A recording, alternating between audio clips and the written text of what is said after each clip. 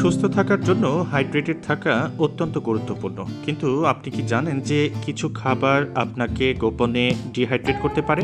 চলুন জেনে নেওয়া যাক। প্রথমেই ক্যাফেইনযুক্ত পানীয়ের কথা বলা যেতে পারে।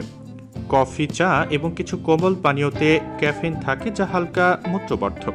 যদিও সকালে 1 কাপ কফি বা চা উপভোগ করা ভালো, তবে অত্যধিক পান করার ফলে প্রস্রাব বাড়তে পারে। পর্যাপ্ত পানির সঙ্গে ভারসাম্য না থাকলে ডিহাইড্রেশন হতে পারে। এবার অ্যালকোহলের বিষয়ে বলা যায়। অ্যালকোহলযুক্ত পানীয় এর মূত্রবর্ধক প্রভাবের কারণে আপনাকে ডিহাইড্রেট করতে পারে। এগুলো প্রস্রাব উৎপাদন বৃদ্ধি করে, যার ফলে শরীরের তরল কমে যায়। তাই অ্যালকোহলযুক্ত পানীয় পান করা থেকে বিরত থাকাই শরীরের জন্য সবচেয়ে ভালো। লবণাক্ত স্ন্যাক্স, চিপস, প্রিটজেল এবং ক্রেকারের মতো প্রক্রিয়াজাত খাবারে সোডিয়াম বেশি থাকে। অত্যধিক লবণ গ্রহণ করলে তা আপনাকে তৃষ্ণার্ত করে তুলতে পারে এবং প্রস্রাবের মাধ্যমে পানির ক্ষয় বৃদ্ধি করতে পারে। নোনতা নাস্তা খাওয়ার বিষয়ে সচেতন হন এবং পানি সমৃদ্ধ খাবারের সঙ্গে অবশ্যই ভারসাম্য বজায় রাখুন।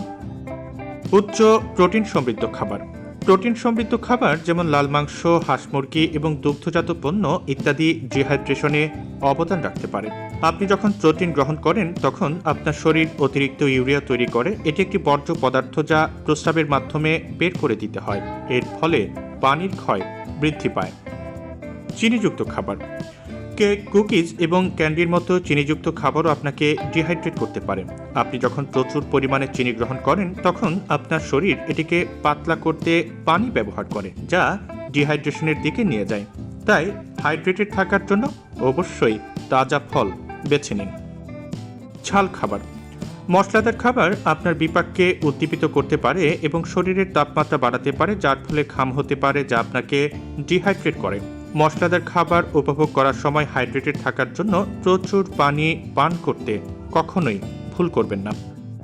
সবশেষে ভাজা খাবার, ভাজা খাবারে লবণ এবং চর্বি বেশি থাকে, যা আপনাকে ডিহাইড্রেট করতে পারে।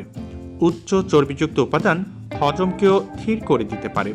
ভাজা খাবার খাওয়া সীমিত করুন এবং শাকসবজির মতো পানি সমৃদ্ধ খাবার বেশি করে খান।